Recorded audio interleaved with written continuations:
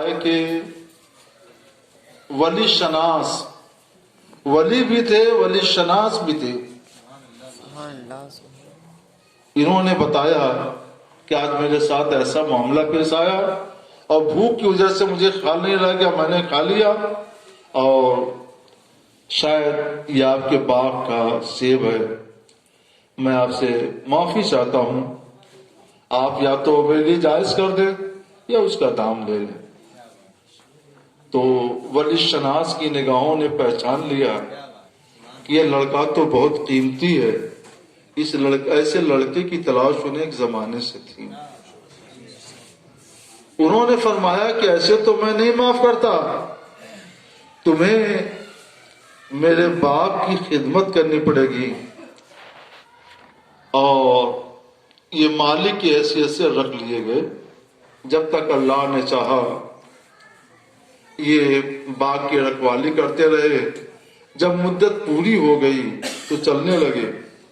تو بتایا کہ ایک شرط اور ہے، وہ یہ کہ میری ایک لڑکی ہے، اس سے تم شادی کر لو، پھر میں معاف کر دوں گا. مگر لڑکی کیسی ہے؟ آنکھوں کی اندھی ہے، کان کی بہری ہے، منہ کی گونگی ہے، ہاتھ کی لولی ہے، پاؤں کی لنگڑی ہے.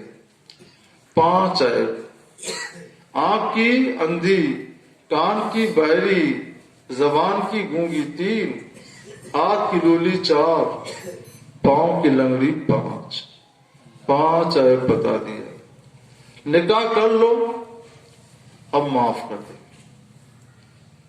تو انہوں نے سوچا کہ یہ بھی غنیمت ہے کہ ہم اس لڑکی کو قبول کر لیں تاکہ اللہ کے ہاں ہمیں حساب و کتاب تو نہ دینا پڑے.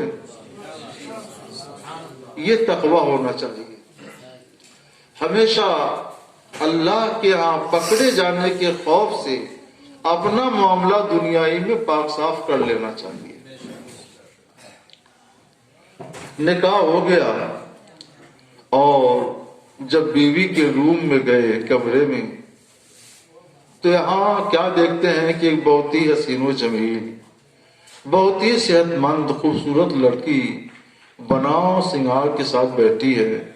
آنکھیں بھی ہیں، منہ بھی ہے، کان بھی ہے، ہاتھ بھی ہے، پاؤں بھی ہے، سب کچھ سلامت ہے، کوئی عیب نہیں. واپس چلے آئے کہ مجھ سے بھول ہو گئی. پوچھا کیا بات ہے؟ بتایا کہ حضور معاملات تو یہ تھا، بات تو یہ طے تھی، وہ لڑکی تو بے عیب ہے. تو حضرت عبداللہ سومری رحمۃ اللہ علیہ نے فرمایا سنو، وہ تمہاری بیوی ہے، جس کو تم نے بے عیب دیکھا ہے وہی تمہاری بیوی ہے، کوئی غلط فہمی نہیں ہوئی ہے.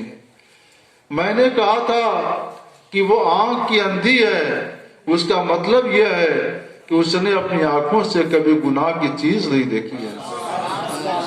کان کی بہری ہے، مطلب یہ تھا کہ اس نے اپنے کانوں سے کبھی کوئی گناہ کی بات نہیں سنی ہے. زبان کی گونگی ہے، مطلب یہ تھا کہ اپنی زبان سے اس نے کبھی کوئی ناحق بات نہیں کی ہے، اللہ رسول کی نافرمانی کا کوئی کلمہ زبان سے نہیں نکالا اس نے. ہاتھ کی لولی ہے، اس نے کبھی ہاتھ سے کسی کو تکلیف نہیں پہنچایا، کوئی گناہ کام نہیں کیا. پاؤں کی لنگڑی ہے، پاؤں سے کبھی کوئی گناہ نہیں کیا. لولی ہے، یہ عیب ہیں مگر شریعت کی نافرمانی کے لحاظ سے، ورنہ اللہ نے اسے آنکھیں بھی دی ہیں، بڑی خوبصورت آنکھیں، کان بھی دیے ہیں، بڑے خوبصورت کان، زبان بھی دی ہے، فصیح زبان، اچھے ہاتھ، اچھے پاؤں سب دیے ہیں. جاؤ، وہ تمہاری بیوی ہے. ایسا تقوی شعار خسر، ایسا تقوی شعار بیوی، ایسا تقوی شعار شوہر، پھر ان سے جو جوہر حاصل ہوگا وہ کیسا ہوگا؟ یہ وہی تھے حضور سیدی غوث پاک رضی اللہ تعالی. یہاں نہ مال دیکھا گیا، نہ جمال دیکھا گیا، نہ حسب و نسب دیکھا گیا. یہاں بنیاد صرف ایک بات پہ رکھی گئی تھی کہ او بذات الدین فظفر بذات الدین، تم دیندار عورت کو ترجیح دو، دیندار عورت کو منتخب کرو۔ حضرت ابو صالح رضی اللہ تعالیٰ عنہ نے جس وقت لڑکی سے نکاح کا معاملہ منظور کیا تھا، اس وقت وہ یہی جانتے تھے کہ لڑکی میں 5 عیب ہیں، مگر یہ جانتے تھے کہ باپ دیندار ہے تو لڑکی بھی دیندار ضرور ہے، دیندار کو ترجیح دیا تھا۔ اور جس وقت ان کے خسر نے ان کو منتخب کیا تھا، وہ سمجھ گئے تھے کہ اس سے بڑا تقوی شعار، اللہ سے ڈرنے والا، رسول اللہ سے شرم کھانے والا لڑکا شاید مجھے ملے۔ تو پھر اس کی برکت کیا ہوئی؟ ایسی اولاد پیدا ہوئی، سبحان اللہ، ایسی اولاد پیدا ہوئی کہ حضرت علی رحمت الرضوان ان کی شان میں عرض کرتے ہیں، واہ کیا مرتبہ اے غوث ہے بالا تیرا، واہ کیا مرتبہ اے غوث ہے بالا تیرا، اونچے اونچوں کے سروں سے قدم اعلیٰ تیرا۔ اتنا اونچا مرتبہ اللہ تبارک و تعالیٰ نے ان کو عطا کیا۔ وہی ماں جب غوث پاک رضی اللہ تعالیٰ، یہ گیلان کے رہنے والے تھے، علم کی ان کی نگاہ میں کتنی اہمیت تھی کہ یاد رکھیے کہ ہماری ترقی کی بنیاد، ہماری ترقی کا زینہ، ہماری ترقی کی سیڑھی علم ہے۔ علم ہی کی سیڑھی سے ہم اوپر پہنچ سکتے ہیں۔ سیڑھی، ہمارے پاس علم جتنا زیادہ اونچا ہوگا اتنی زیادہ آسمان کی بلندیوں پر ہم پہنچنے چلے جائیں گے، اور یہ سیڑھی ہمارے پاس جتنی نیچی ہوگی اتنی زیادہ ہم پست ہوتے جائیں گے۔ جب تک ہمارے پاس علم تھا ہم کیا تھے، اور جب علم نہیں رہا تو ہم کیا ہو گئے۔ آج ساری دنیا میں، خود ہمارے ملک میں ہمارا کیا حال ہے، ہم کس حیثیت سے جانے جا رہے ہیں، کیسی خوف کی زندگی بسر کر رہے ہیں، کیا وجہ ہے؟ علم کی کمی ہے۔ شاید ہمارے پاس 98% لوگ ایسے ہیں جن کے پاس علم نہیں ہے، 2% میں علم ہے لوگوں کے پاس، تو کسی کے پاس دین کا کچھ علم ہے، کسی کے پاس دنیا کچھ علم ہے، باقی سب ایسے ہی ہے، خالی ہے۔ تو اس کا انجام بھی ہمارے سامنے ہے۔ یہ اپنی ماں کے بیٹے تھے، اس وقت گیلان سے دور، بہت دور، بغداد مرکز تھا علم و ادب کا۔ ماں بوڑھی ہو چکی ہیں، وہی ماں جو آنکھوں سے اندھی، کان سے بہری، زبان کی گونگی، ہاتھ کی لولی، پاؤں کی لنگڑی، وہی ماں اپنے بیٹے کو کچھ سامان دے کر بھیج دیا، بغداد جاؤ، وہاں علم و فضل سے سرفراز ہو جاؤ، علم حاصل کرو۔ دعائیں دی اور ایک نصیحت کر کے ان کو رخصت کیا تھا کہ بیٹا کبھی جھوٹ نہ بولنا۔ پھر وہ جھوٹ نہ بولنے کے کیا کیا واقعات ہوئے، اور بغداد جا کر انہوں نے کیسا علم حاصل کیا، اور پھر کیسے مرتبے پر پہنچے، اور دنیا کو انہوں نے کیسے سنبھالا، یہ ایک تفصیلی داستان ہے۔ مگر میں آپ کو ایک جھلک دیتا ہوا چلوں، بتاتا ہوا چلوں کہ ماں نے اپنے بیٹے کو کچھ نصیحت کے ساتھ اور تھوڑی سی پونجی دے کر کے رخصت کر دیا، پھر ماں اور بیٹے کی آپس میں ملاقات نہیں ہو سکی۔ علم کے لیے جب ایسی قربانیاں دی جاتی ہیں تب ایسے بڑے علماء اور ایسے اولیاء اللہ پیدا ہوتے ہیں۔ دنیا یہ سمجھتی ہے کہ وہ بہت بڑے صاحب کشف و کرامات بزرگ تھے، صحیح ہے، لیکن وہ کتنے بڑے عالم تھے، کتنے بڑے فقیہ تھے، کتنے بڑے محدث تھے، اس کا اندازہ جب ان کی سیرت کی کتاب پڑھی جاتی ہے تب ہوتا ہے۔ درود پاک اللہم صلی علی سیدنا مولانا محمد و بارک وسلم۔ ان سے پہلے، بہت پہلے، کچھ اسی طرح کا واقعہ حضرت سیدنا موسیٰ علیہ نبینا علیہ الصلوۃ والسلام کے ساتھ بھی پیش آیا تھا، جس کو خود قرآن پاک نے بیان کیا ہے، ہم اسے چھوڑ رہے ہیں۔ لیکن بات کا ایک واقعہ بیان کرتے ہیں۔ ایک بہت بڑے بزرگ ہیں اور بہت بڑے فقیہ اور محدث ہیں، حضرت سعید بن مسیب رضی اللہ تعالی۔ یہ تابعی ہیں۔ تابعی وہ لوگ ہیں جنہوں نے صحابی کو دیکھا ہو ایمان کے ساتھ، اور صحابی وہ لوگ ہیں جنہوں نے ایمان کی حالت میں رسول اللہ کو پایا ہو، دیکھا ہو۔ تو یہ تابعی ہیں، مگر تابعی بھی کچھ بہت اونچے درجے کے ہوتے ہیں، کچھ نیچے درجے کے ہوتے ہیں، کہ بہت اونچے درجے کے اوپر کے تابعین میں ہیں۔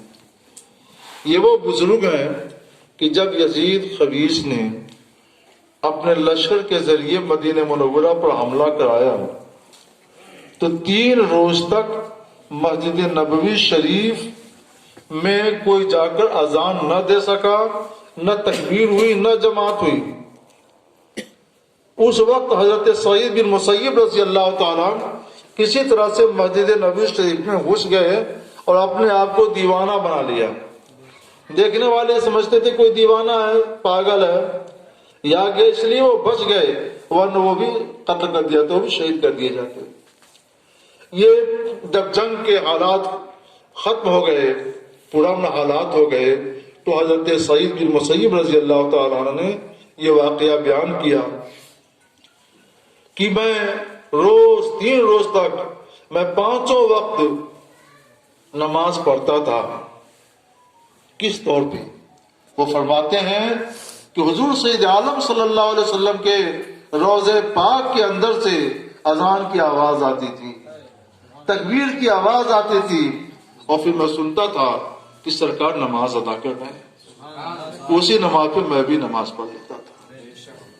اس لیے ثابت ہوتا ہے کہ ہمارے حضور سید عالم صلی اللہ تعالی وسلم دنیا سے رخصت ہو کر بھی زندہ ہے۔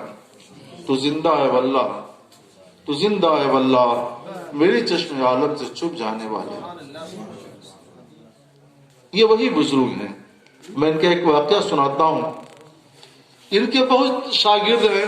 ان کے ایک شاگرد ہیں حضرت ابو وداع رضی اللہ تعالی، بہت بڑے عالم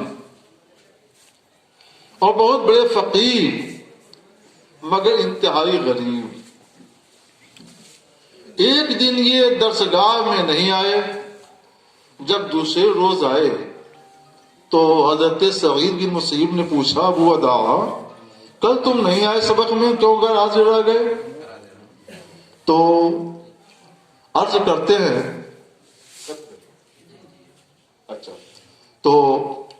کرتے ہیں کہ حضور کل میری بیوی کا انتقال ہو گیا، اس وجہ سے میں نہیں آ سکا۔ فرمایا، ارے تمہاری بیوی کا انتقال ہوا اور تم نے مجھے خبر نہیں کی، بتایا ہوتا تو میں بھی شریک ہوا ہوتا۔ تو عرض کرتے ہیں کہ سرکار، نماز جنازہ فرض کفایہ ہے، چند لوگ پڑھ لیں تو نماز فرض ادا ہو گئی۔ آپ جن لوگوں کو پڑھا رہے ہیں یہ محروم رہ جاتے، اور اس کو فرض عین کا بھی درجہ دیا جا سکتا ہے، اس لیے میں نے آپ کو خبر نہیں کی۔ پوچھا شادی کر لی؟ کہا سرکار میں شادی کیا کرتا ہے، غریب آدمی، اور ابھی میں کیسے اتنی جلدی شادی کروں گا؟ پوچھا اگر انتظام ہو جائے تو کر لو؟ تو کہا ہاں کر لوں گا۔ تو فوراً اپنی بیٹی سے نکاح پڑھا دیا، اور یہ شام کو جب اپنے گھر گئے، روزے سے تھے، افطاری کی تیاری میں تھے، کہ جب تک دستک ہوئی، پوچھا کون آئے؟ تو حضرت سعید بن مسیب اپنی لڑکی کو لے کر آئے تھے۔ فرمایا کہ یہ مناسب نہیں ہے کہ تم جوان ہو اور ایک رات بھی تم بغیر بیوی کے گزارو، جب تمہاری بیوی موجود ہے تو تم کو اپنی بیوی کے ساتھ وقت گزارنا چاہیے، اس لیے میں نے انتظار نہیں کیا، لا کے پہنچا دیا۔